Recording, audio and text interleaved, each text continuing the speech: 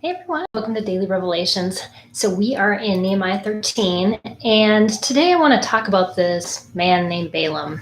And he's referenced a lot in the Bible.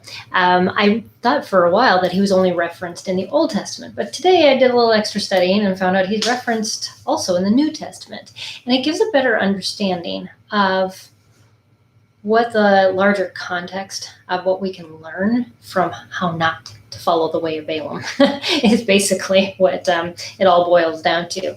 Is they talk about the curse that Balaam had been asked by the Amorites and the Moabites to put on the Israelites, and God thwarted the plan and turned it into a blessing.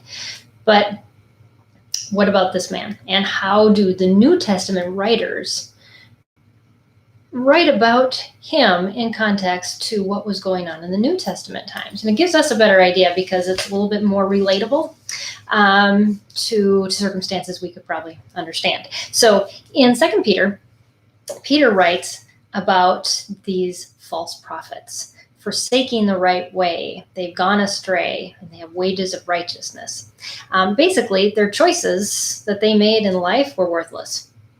And Balaam's choice to, sure, just pay me. I will curse these people. I will bless these people. I will do whatever you want. He had no backbone, no choices that he knew were wages that were going to earn anything. He was just doing work to do work.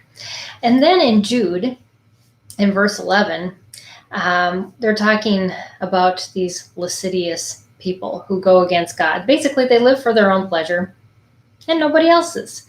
And in verse 11 in Jude, it says, "Woe to them, for they've rushed headlong into the way of Balaam." And they just plow head first. This is how I feel. This is how I want to live. Forget God. I'm the master of my life. And my pleasures, that's what I seek. So that gives us even a better understanding. And the last one is in the book of Revelations. In Revelations 2:14, we are hearing about the revelation to the church of Pergamon. And the revelation to the church of Pergamon is not really that good. Who their reference, some who hold the teaching of Balaam. They put a stumbling block in before the sons of Israel. They eat things sacrificed to idols, and they commit acts of immortality or immorally acts. So what they're doing is not only doing bad to themselves, they're leading others astray. And Balaam did the same thing. He's like, oh, this is an okay practice and everybody else can do it just like me. And so those are the three things that these New Testament authors bring out about this man, Balaam. Is first, he just makes absolutely ridiculous choices based on no weight of what they're worth eternally. The second thing, I am the master of my own life. God has no place in there. And the last one is, everybody else can follow me too, because I don't care. We see a lot of people that live that way, unfortunately. But how can we live on the flip side? That's the goal.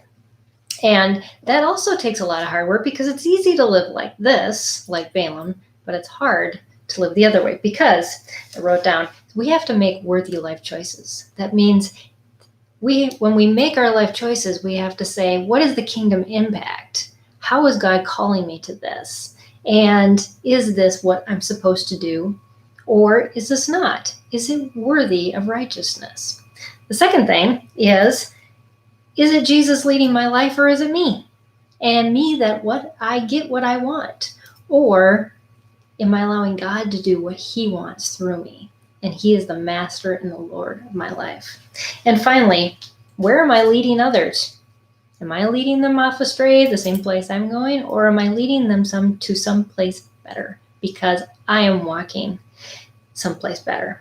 And saying, I don't know everything, but come follow me. I know the God who does. So I just encourage you. That's the way of Balaam. You don't want to follow it. So we want to follow the opposite direction. So Balaam's going that way. We're headed that way. So anyways, hope you're having an awesome day. And I'll see you again tomorrow right here on Daily Revelations. Bye, everyone.